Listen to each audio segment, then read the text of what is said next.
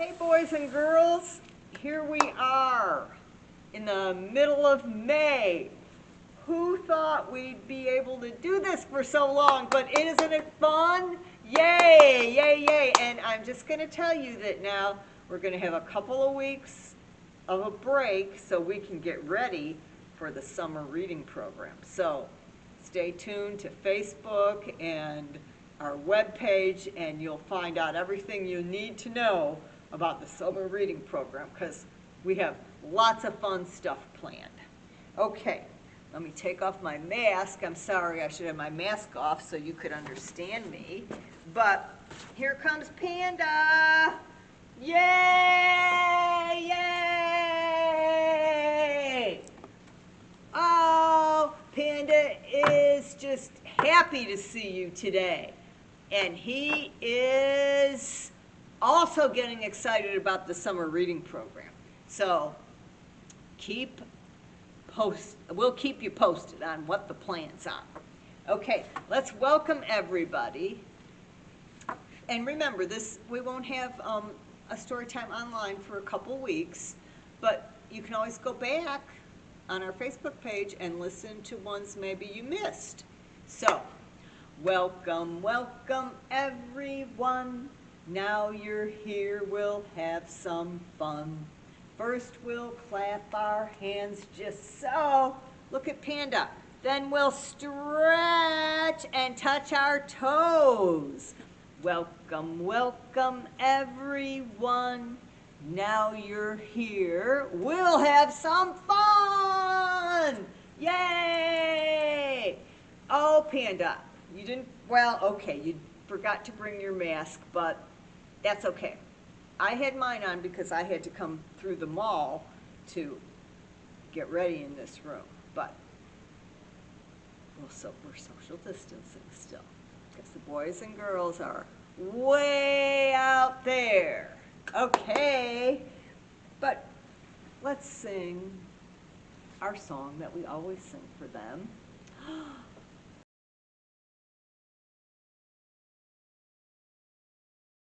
Where is Thumbkin? Where is Thumbkin? Here I am, here I am. How are you today, sir? Very well, I thank you. Run away, run away. Where is Pointer? Where is Pointer? Here I am, here I am. How are you today, sir? Very well, I thank you. Run away, run away. Where is middle finger? Where is middle finger? Here I am, here I am. How are you today, sir? Very well, I thank you. Run away, run away. Where is ring finger? Where is ring finger? Here I am, here I am. How are you today, sir?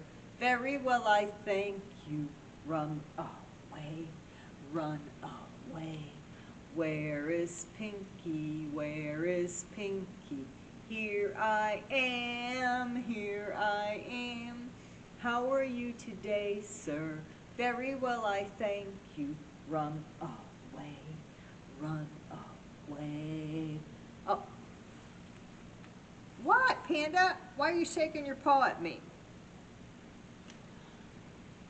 Okay. Well, Panda said he was remembering to tell me last week I forgot to say, where are the boys and where are the girls? Well, Panda, you should have reminded me last week. Well, Panda said he can't think of everything. All right, Panda. Where are the boys? Where are the boys? There you are. There you are. How are you today, boys? Ah! Panda heard you. Absolutely wonderful. We're glad you're here. We're glad you're here. Where are the girls? Where are the girls? There you are. There you are. How are you today, girls? Wow, feeling wonderful and beautiful. Yay! We're so glad you're here. We're so glad you're here. Yay! Okay. What, Panda? Oh, Panda said I don't have to get out the binoculars today because, after all this time, he finally realizes that he's not going to see you sitting on the rug. Okay, it's not my fault, Panda. Okay? All right. So, today we're going to have some books about gardens and gardening. And I think, let's see, the first one we're going to read is Molly and Emmett's Surprise Garden. And this is Molly, and this is Emmett.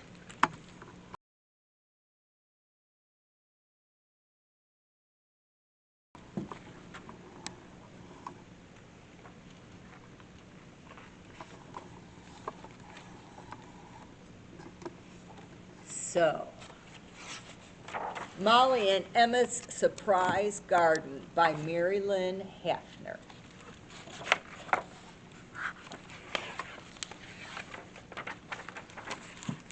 One sunny day, when Molly went to the mailbox, she found a big envelope with her name on it. Right there it says Molly. Look, Em.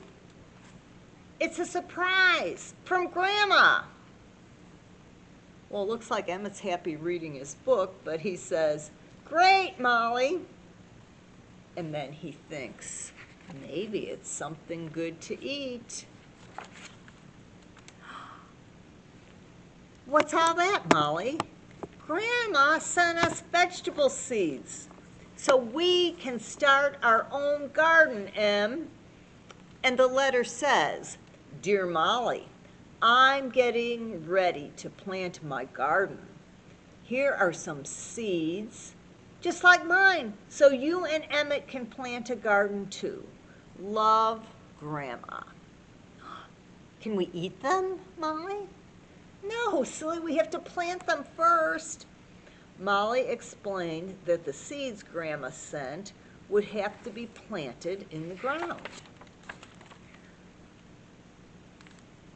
Molly says, "Let's plant our garden now. Let's plan our garden now," so they can get ready to plant it. Molly got out her big drawing pad and her pencils and crayons.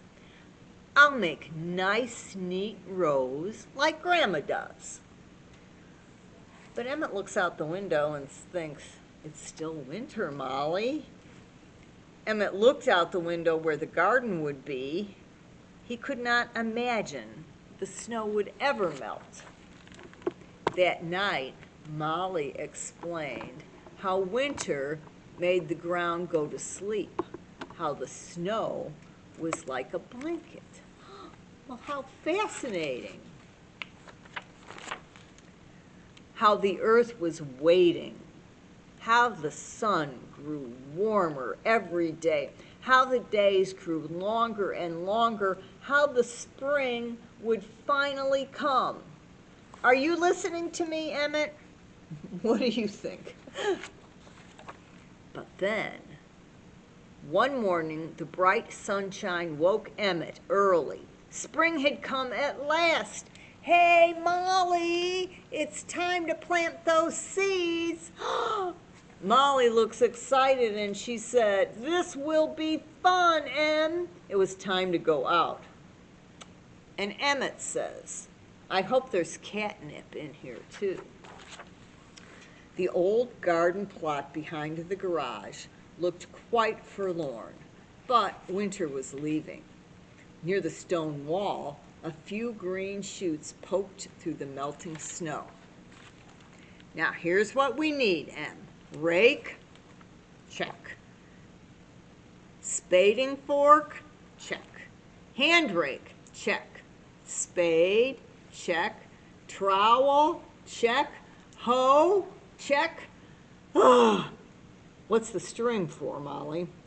to make it easier to keep the rows straight, Emmett, first we have to make a bed. Oh, do we sleep here, Molly? He's imagining a bed. No, Em, the seeds sleep here until they grow big enough to be picked. All afternoon, Molly and Emmett dug and raked. Hard work, Molly. Oh, you're so right, Emmett. Don't they look exhausted? We need a cold drink. I'll get us some lemonade. Okay, Molly, and I'll just go on helping. And he's looking at the list. Peas in row A. Lettuce in row B. Carrots in row... Emmett opened the seed packets. Oh, he opened all the seed packets at once. And he tried to follow Molly's plan. But just then, a great gentle puff of air came along, followed by a sudden breeze, chased by a brisk wind. Seeds flew everywhere. Oh, Emmett, what happened? Well, the seeds flew away, Molly. I'm sorry. I was just trying to help. Now we'll never know where the lettuce or the catnip is. But Molly gives Emmett a big hug. Never mind, Em. We'll tell Grandma it's our surprise garden. And it truly was a surprise garden. All the seeds Molly and Emmett planted grew into beautiful vegetables. Here are some carrots, and could these be peas? They just never knew where to find them. And Emmett's catnip was the most beautiful of all. All right, well, if you plant a garden, I hope you have good luck with planting your seeds. And now we are going to have a story about a little seed deciding whether to come up out of the ground or not.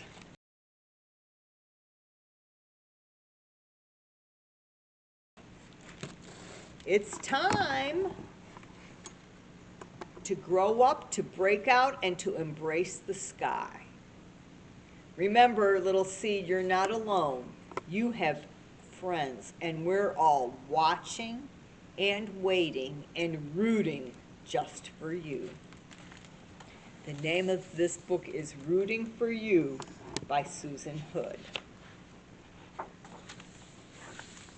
Now, you have to imagine this is a little seed saying this. I am not coming out.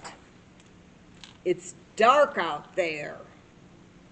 You never know who might be digging in the dark. Who do you think is digging? I don't know, maybe Molly and Emmett. There might be monsters beneath my bed, hard, cold eyes and snickering snouts. No, no, no, I am not coming out. Safe and sound, down, down, here in the ground, on my own, all alone. Well, I think that's a worm. But then the little seedling says, I'm bored. Maybe I'll stick one little shoot out. Maybe I'll stick one little root out.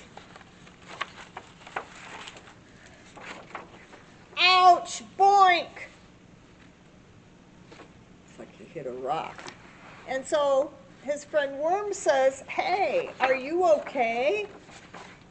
This book is fun because you can fold the pages out.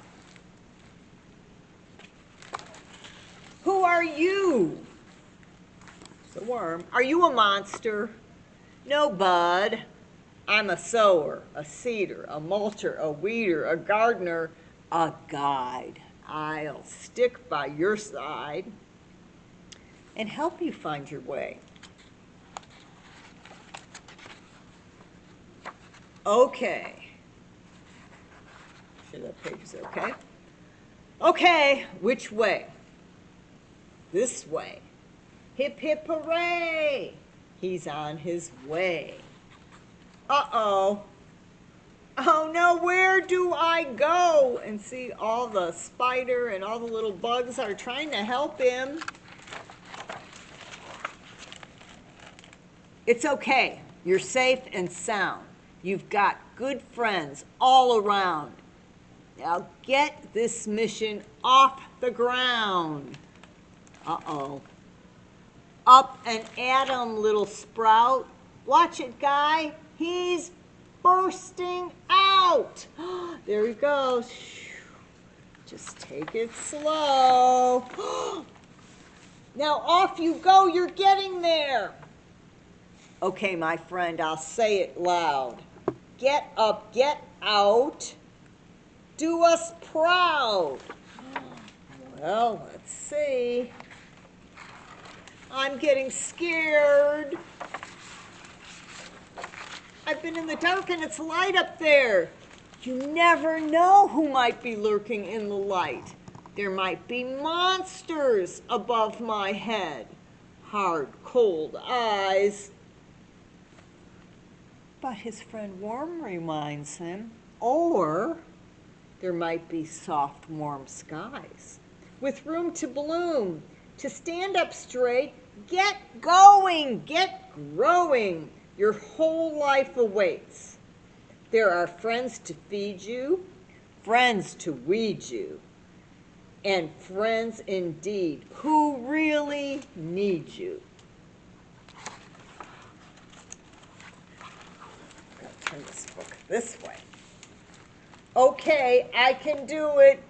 Here I gotta put this down a minute. Grow! Oh my goodness! Keep whirling, unfurling, keep going, keep growing. I did it! Looks like a sunflower to me. You did it, you know?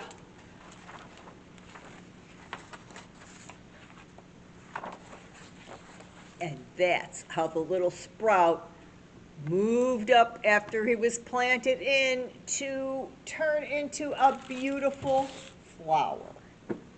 Okay, I think we'll go over to our board now and just have a little finger play. You can use your fingers when I'm counting, you know. Okay.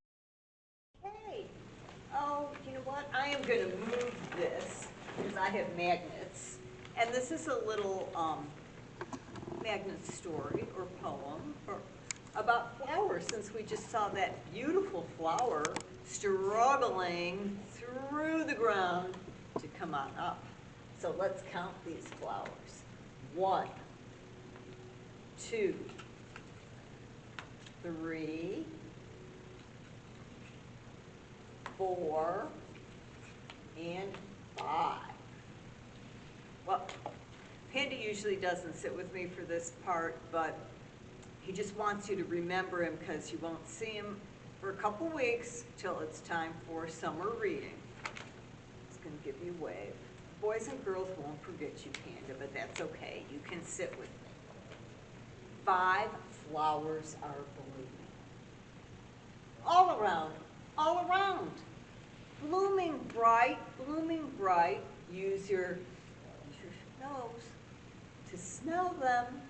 Use your eyes to see them. What a pretty sight. What a pretty sight. Tristan picks one. Now, there are 1, 2, 3, 4 flowers blooming. All around, all around. Blooming bright, blooming bright. Use your nose to smell them. Use your eyes to see them. What a pretty sight. What a pretty sight. Joan picks one. So now there are 1, 2, 3. 3 flowers are blooming. All around, bright, blooming bright. Use your nose to smell them. Use your eyes to see them. What a pretty sight, what a pretty sight. Well, Jack picks one, and now there are only 2 pretty flowers blooming all around. Blooming bright, blooming bright. Use your nose to smell them. Use your eyes to see them. What a pretty sight. What a pretty sight. James picks one. And now there's only 1 flower blooming. 1 flower blooming. All around, blooming bright, blooming bright. Use your nose to smell them. Use your eyes to see them. Oh, what a pretty sight, what a pretty sight. Jennifer picks one, and now there are no flowers blooming. Oh, but look, over there. There's many, many more flowers blooming over in that garden. Okay, and people like to pick the flowers to bring them inside to feel the beauty of them in their homes. Okay, now we're going to go back over for one more story. Sit there a minute, Panda. Okay.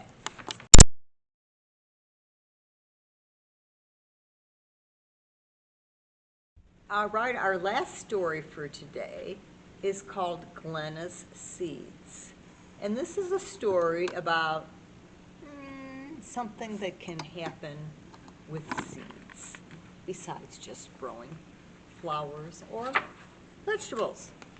So this is called Glenna's Seeds, written by Nancy Edwards. Willow Street lay cold and silent in the afternoon sunshine. Not a person could be seen. From around the corner came the sound of skipping feet. There they are, Glenna and her friend Amy bounded onto Willow Street, side by side. Mr. Nordberg's dog barked hello. Glenna clutched a packet of marigold seeds in one hand, a free sample from Garden Day at school. As she passed Miss Rose's house, she noticed an empty flower pot on her front step. Glenna dropped the packet of seeds into the pot. A flower for a flower, she said to Amy, and they skipped on. Well, a few minutes later, Miss Rose drove up. From her trunk, she pulled a tray of red geraniums. Well, seeing the flowers on her porch, setting the flowers on her porch, she noticed the seeds in the pot. I wonder, she said to herself, if I plant marigolds in this pot, what will I do with my geraniums? So Miss Rose carefully planted and watered the seeds. Then she picked up 3 geraniums and carried them down the street. She placed one on Mrs. Robin's front step, one on Mr. Sassanella's, and one on Mr. Potter's. Well, Mrs. Robbins poked her head out the door and saw the flowers. She looked down the street and saw one just like it on Mrs. Sassanella's step. Oh, what a sweet lady, she said, and I know just what she'd like. She stepped back inside and came out carrying a plate of cookies. She tiptoed up Mrs. Sassanella's steps, placed the cookies on her porch, and tiptoed back down. As she turned to go back home, she noticed Mr. Potter had geraniums on his porch too, just like her own. Oh dear, she said, it's a good thing I have more cookies. Well, now wait, I just have to stop and tell you something before we go on, because this guy, his name is Marty, is a paper boy. And we don't really see paper boys anymore, but back when, well, way back, when I was a little girl, the paper used to be delivered by boys and girls, men and women, and sometimes they would ride their bikes and throw the newspaper onto your porch. Now, we don't see that anymore, but so you understand what Marty's doing. When Mr. Potter opened his door to get his newspaper, he saw a plate of cookies on his porch. "Paper boy," he called down the street. Marty stopped his bike and turned to look. "Yes, sir. Did you see who brought me these cookies?" Marty shook his head. "I don't know, maybe it was Mrs. Watson. It always smells like a bakery over there." So Marty pedaled on. When he reached Mrs. Watson's house, he left his bike on the sidewalk and carried her garbage can up to the house. He cast an interested glance toward the kitchen window. "I see that nose of yours sniffing, Marty," Mrs. Watson called, laughing.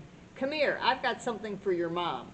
And she handed him a stack of magazines, which Marty slipped into his newspaper bag. "And this fudge is for you and your sister Glenna," she added. Well, here are Glenna and Amy again. At the end of the block, Marty saw Glenna and Amy walking a dog. "You talked Mr. Nordberg into letting you walk his dog?" he asked. "We like Star," Glenna said. Marty handed one piece of fudge to her and one to Amy. "More goodies from Mrs. Watson," he explained. Glenna and Amy ate their fudge as slowly as they could to make it last. Did you notice Marty didn't keep a piece for himself? He just gave it to the two girls. When they brought Star back to Mr. Nordberg's house, they found him next door pulling weeds from Mrs. Sabaski's flower bed. "Thanks a lot, girls," he said, taking the leash from their hands. "Give me a little extra time, so I thought I'd do my good deed for the day," which was pulling the weeds. The girls turned to leave.